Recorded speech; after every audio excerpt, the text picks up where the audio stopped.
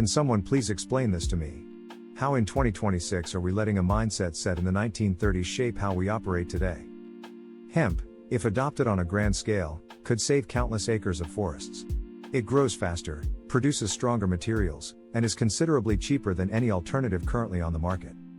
Hemp, the crop America banned. There is a plant that can build your house. It can make the shirt on your back, the paper in your printer, and the plastic in your water bottle. It can clean contaminated soil, pull carbon out of the air, and grow back, fully, in less time than it takes most people to change jobs. It is not a new discovery.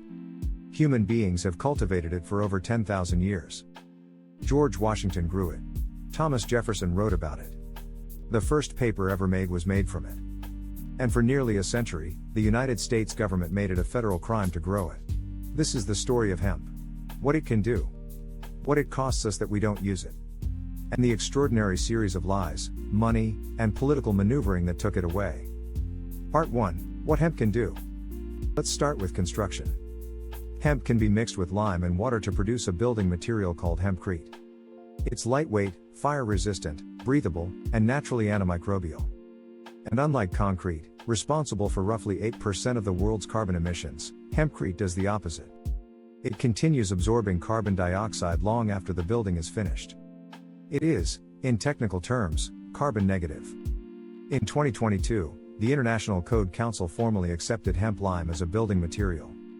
It's now in the 2024 International Residential Code. In Cape Town, a 12-story hemp-based building is currently under construction. Research shows hemp insulation embodies approximately 45% less carbon than conventional synthetic insulation for the same thermal performance. Now textiles. Cotton covers about 2.5% of the world's farmland and accounts for approximately 16% of global insecticide use.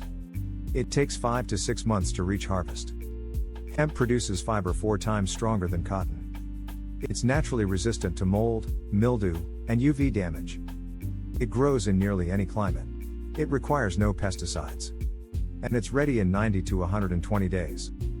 Cotton requires approximately 3 times the water of hemp to produce the same amount of fiber. In regions already facing water scarcity, that is not a footnote. That is a crisis.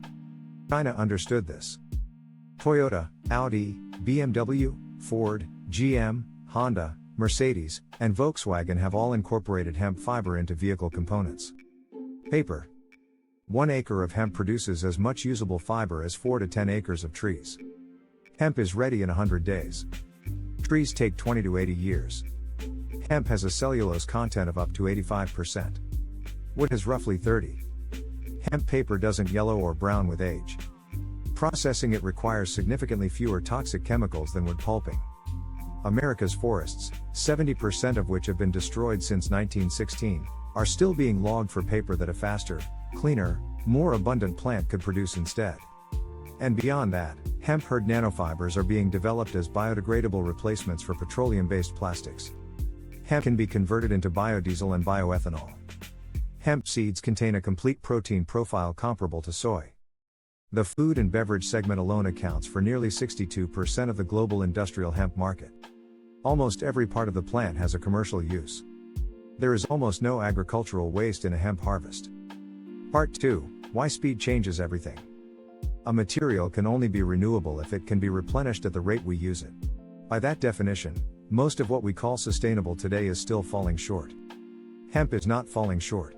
Hemp grows up to 20 feet tall in 90 to 120 days. In warm climates, farmers can harvest 2 or 3 crops from the same acre in a single year. Trees take 20 to 80 years.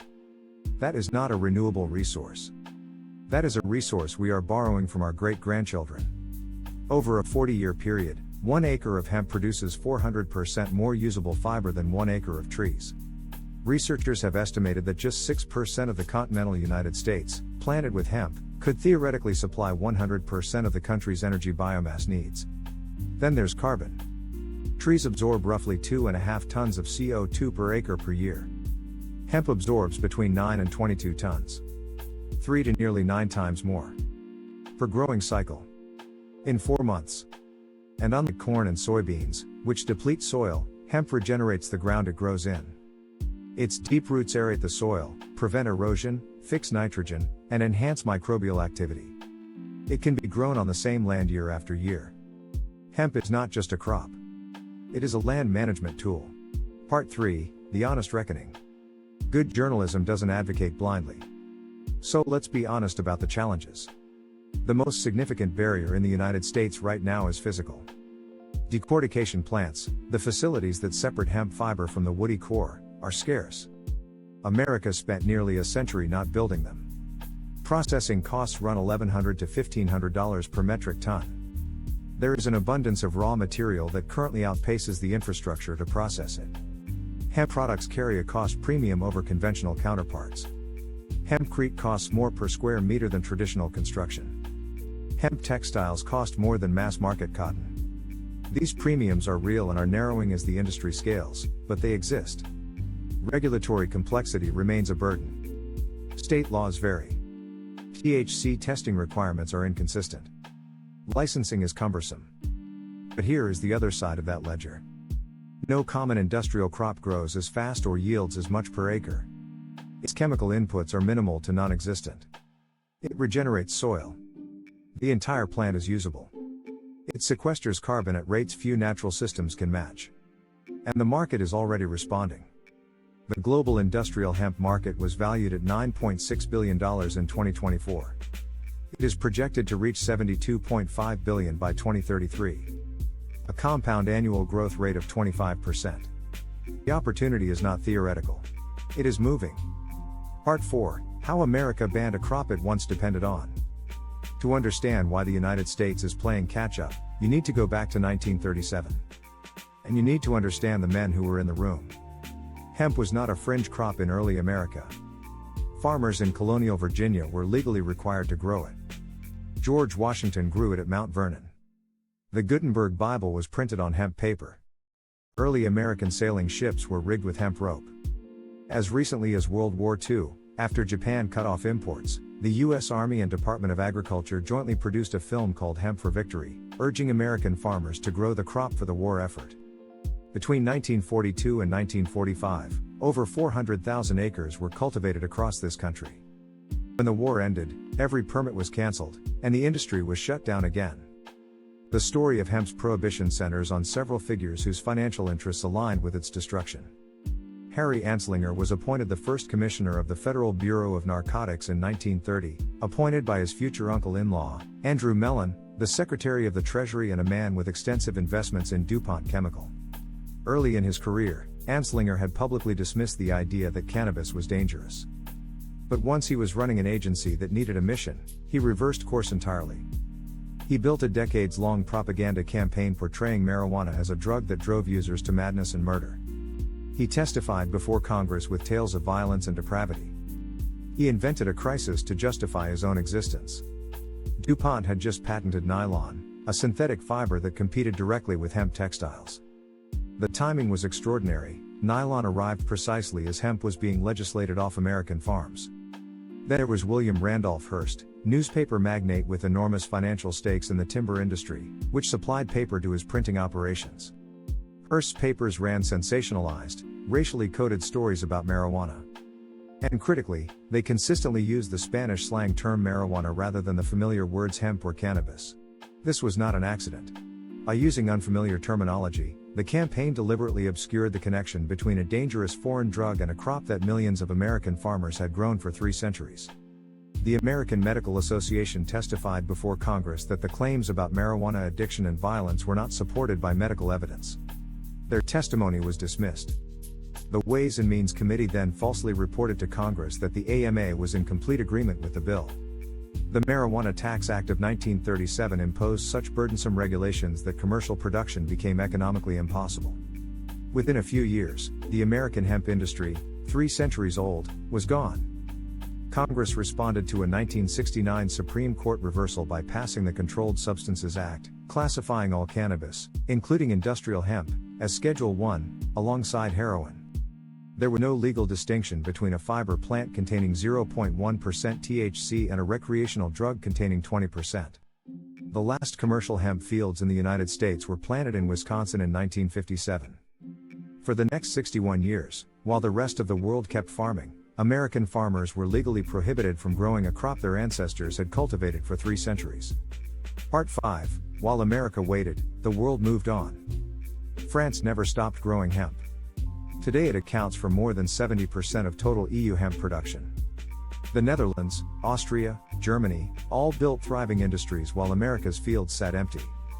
China has emerged as the world's dominant hemp exporter, with cultivation covering an estimated 66,000 hectares. Chinese researchers are patenting hemp-based materials at rates that leave Western institutions behind. Canada legalized industrial hemp in 1998. In the 2.5 decades since, it has built a mature, well-regulated industry. America is currently importing, from Canada, a crop it legally could not grow at commercial scale. The technology for processing hemp fiber was essentially frozen in time in 1938. The countries that kept growing hemp kept improving their methods. America started from scratch in 2018. Part 6, Where we stand. The 2018 Farm Bill removed hemp from the Controlled Substances Act, the most significant turning point in 80 years. By 2022, over 54,000 acres of industrial hemp were planted in the United States, with production valued at more than $800 million. In 2024, a commercial processing facility in Wichita Falls, Texas began operations, one of the largest in the country. Investments flowing in. But the infrastructure gap is still enormous, and the global market this country is racing to compete in is projected to reach $72 billion by 2033. The share America captures will be determined by how seriously policymakers, farmers, and manufacturers are willing to take the next decade. The story of hemp in America is a story about what happens when industrial policy is shaped not by evidence, but by money, fear, and the self-interest of people powerful enough to write the rules. A crop that clothed colonial soldiers was banned because it threatened nylon. Forests that took centuries to grow were logged for paper that can be harvested in 4 months by a plant that can be produced more cleanly, more abundantly, and more efficiently.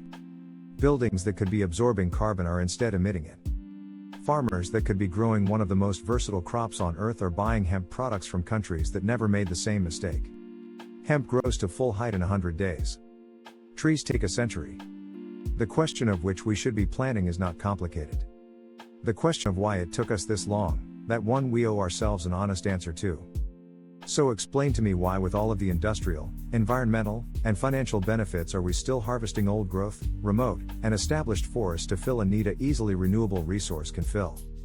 Why are we continuing to destroy ecosystems that support a countless variety of thriving plants and animals, just to harvest an inferior product? If this video has made you think differently about the clothes on your back, good. And if you want more topics like this, please like and subscribe. Because there are a lot more stories buried out there.